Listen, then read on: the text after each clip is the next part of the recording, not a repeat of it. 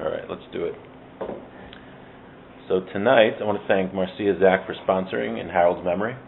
Tonight's shir should be Le'ilui Nishmaso for Harold Zoberg. Remember what was his Hebrew name? Asher Tzvi Ben Moshe. Asher Tzvi Ben Moshe, who we all miss very much already. You know, he was the first person to take me to JLC. I wouldn't be here if it wasn't for him. I remember my first JLC when I went down when it was over on Tenet Road. They were there. Yeah. Yeah. He when I was 16, they asked me to come to Minion, and I couldn't drive yet, so he came all the way across town and picked me up. I remember it was snowing, and he drove me here, and he was very entertaining in the car. I was like, oh, this guy's a nice guy. I think I'll come back. All right. So let's learn about the parsha. This week is Matos Masei. Next week we'll talk more about Tisha B'Av as it gets closer. But this week's parsha is Matos Masei. So if you remember last time, we spoke about a very colorful episode where Bilam, right, he tried to, it was really 2 weeks ago and last week we mentioned it, where Bilam came to try to curse the Jewish people, and he was very unsuccessful, because every time he tried to curse the Jewish people, they came out of bracha, came out of blessing.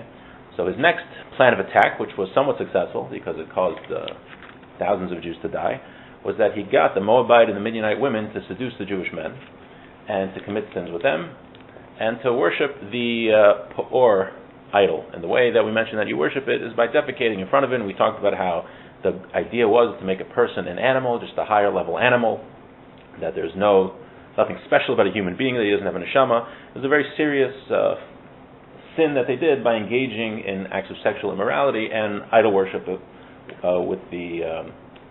was caused by the Midianites and the Moabites. So in this week's parsha, Hashem commands Moshe, go take revenge on the Midianites. Go wage war against them. And it was a very successful war. The Jewish people won. They got a lot of booty, got a lot of captives, and they defeated the Midianites. Rashi says the reason that they didn't fight, the Moabites also got them to sin. So why were they only fighting the Midianites? So Rashi says one of two reasons. Either because the Moabites, the reason that they started up with the Jews, because they were scared. So they had they obviously... There's no milchama here. Right, heard. Thank you. They take some chalent if you'd like. Thank you. Chalent. So the Moabites, they were scared of the Jewish people, so they, tried to hire Bilam to protect themselves. But the Midianites got involved in a dispute which had nothing to do with them. They got in a fight that you have two people fighting and you get involved. So that was the Midianites. They got involved with the other side to start up. So that's one reason. The other reason is because Rus and Naomi, very holy people, would come from the Moabites. So that's why the Jewish people did not fight with them. But they fought a war with the Midianites and won. So after they got all of these vessels from the Midianites and they wanted to use them. And the question is, how do you use them? Right? You're talking about vessels for cooking. So now we're going to use them. So can you take vessels that were used for non-kosher food and use it for kosher food? So this is what the Torah says. So we'll just talk a little bit about these halachas. Very fascinating halachas. Steve and I were learning this together. About you buy if you don't buy something new, you buy vessels, you buy pots and pans from your non-Jewish neighbor gives you pots and pans, and he used it to cook bacon and whatnot. Can you use those pots and pans? So the Torah says on page 906, 3121.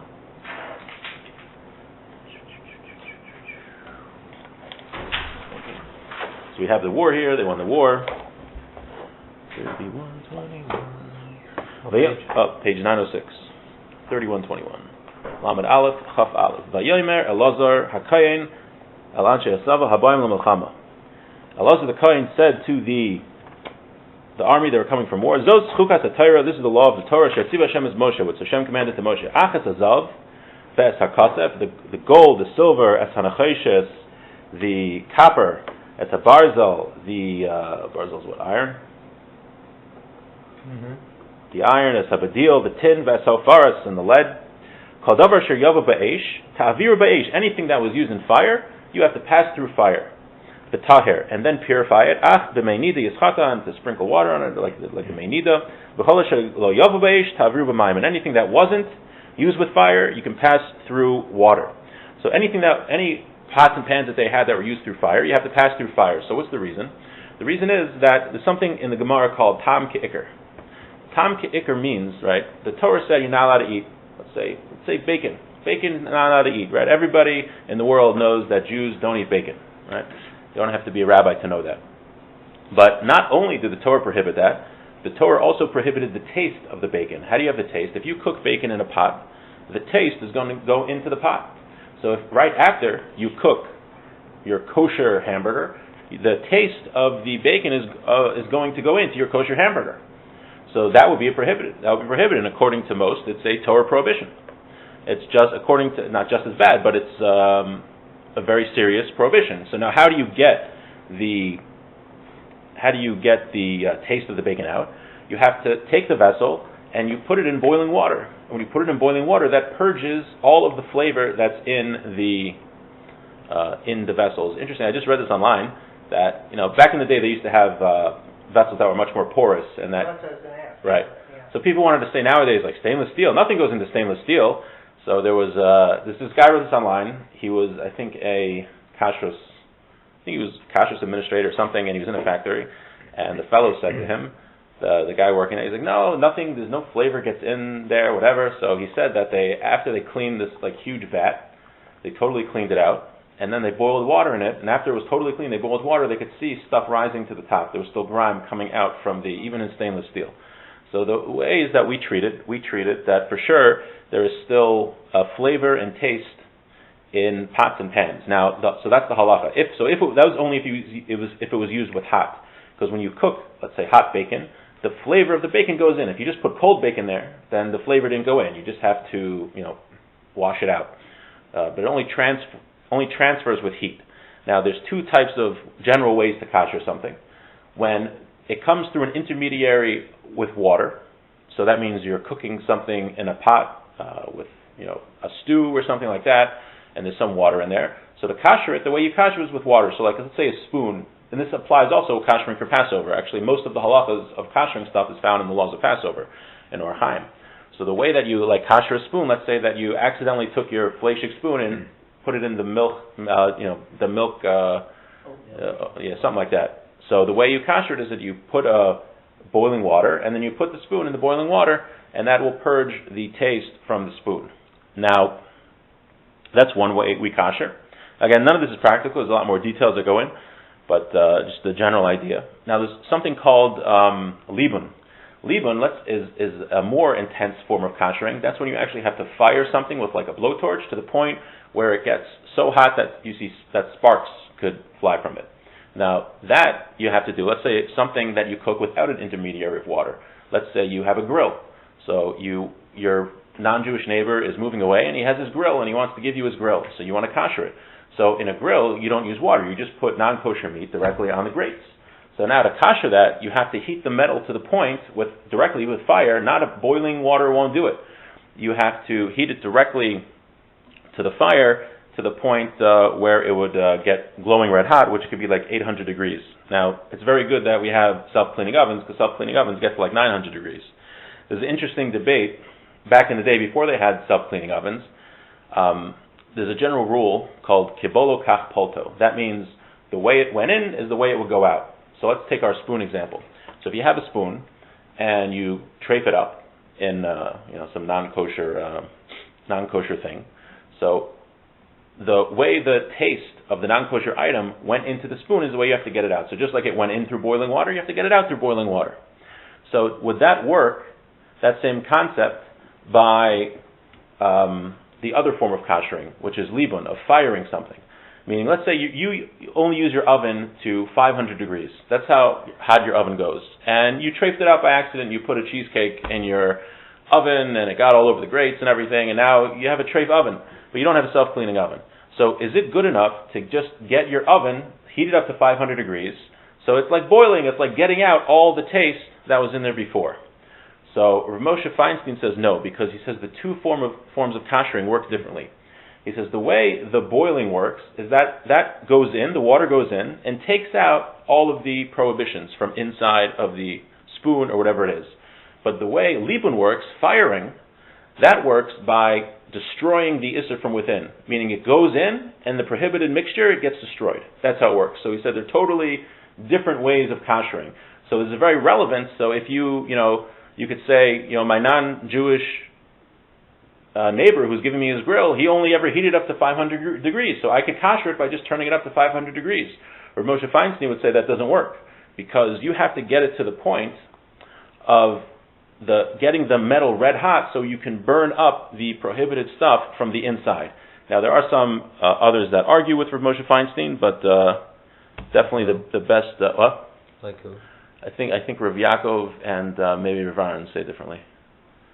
So when we heat up an oven to 550 today to switch between Masei and Fleischig, so that wouldn't be according to Rav Moshe, that wouldn't be libun. You're not doing anything.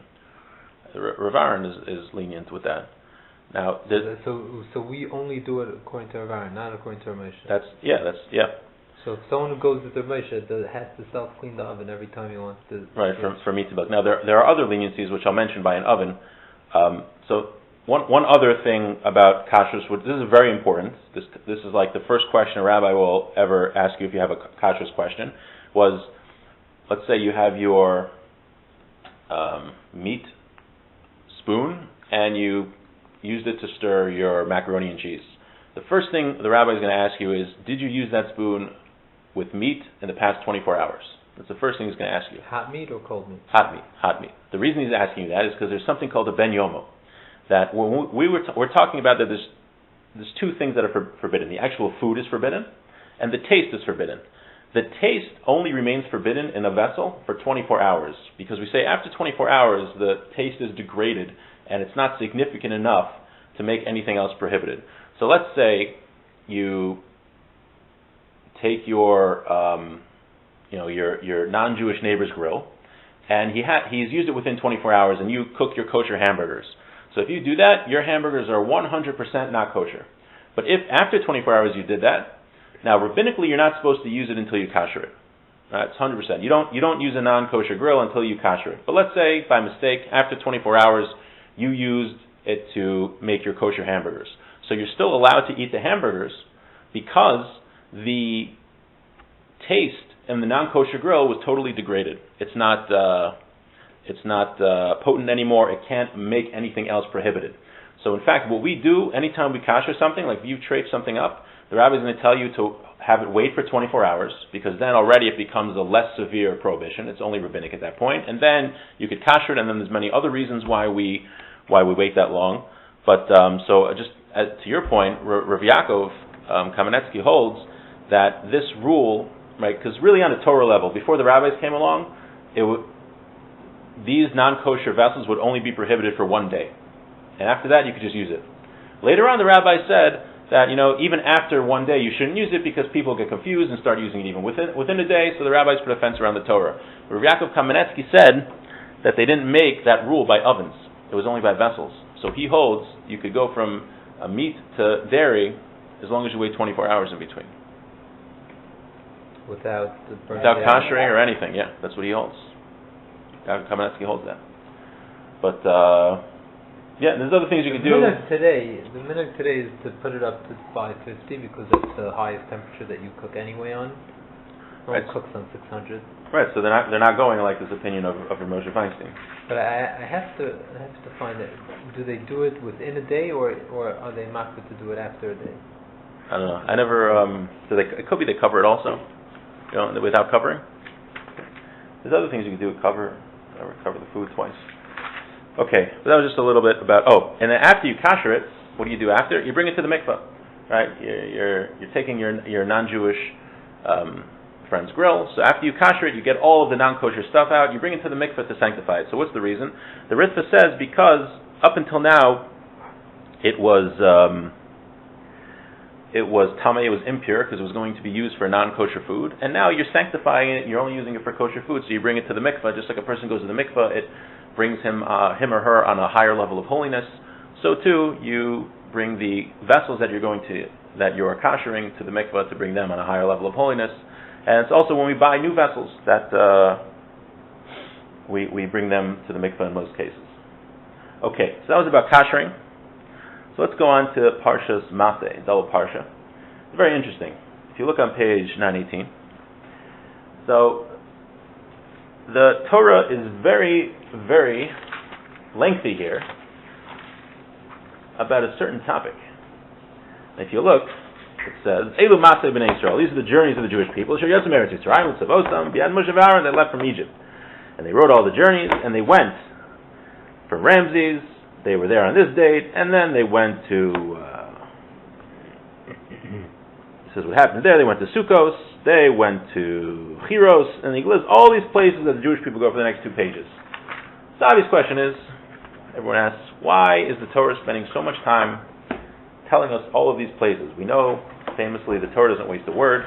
Everything the Torah writes is important, so why spend all of this time to write every single place that the Jews, traveled over 40 years? Just say the Jews went from Egypt, wandered in the desert for 40 years, they got to Israel, and everything. This is what happened in the middle. Right, tell a story with the spies, tell about Korach, what do you have to list all these places? So first, read Ramban here, Nachmanides. He says that this is to show the kindness of Hashem, that even though the Jewish people were punished to wander the desert for 40 years, you might have thought, that could have been very arduous, very horrible. It could have been every 5 minutes they were going from place to place, right, here to here.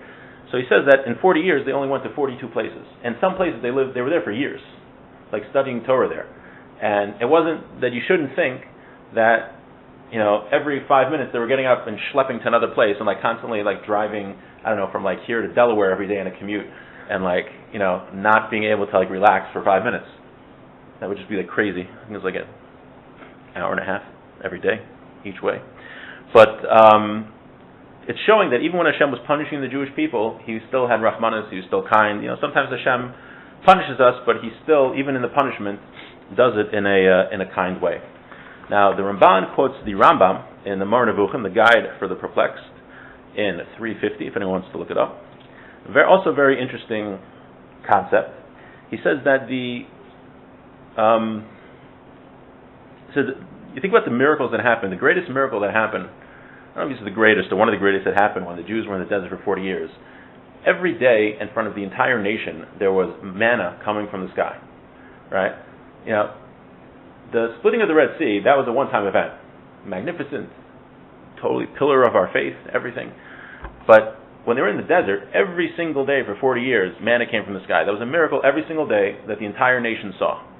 And Hashem sustained the Jewish people. There were clouds of glory in front and back, on top and on the bottom, protecting us from everything. And he says that someone sees a miracle, he's going to believe it, right? It's going to have a tremendous impact on him.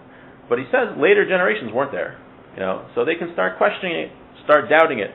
People would say, yeah, the Jews were in the desert, but they were, close enough to cities that they could get food from the cities and come back. So the Rambam writes that the Torah writes every single place that the Jews were in detail, so that you can go check and see. No, these were places that were totally away from any settlements. The whole thing was a miracle, and when you write all these details, you can't question it.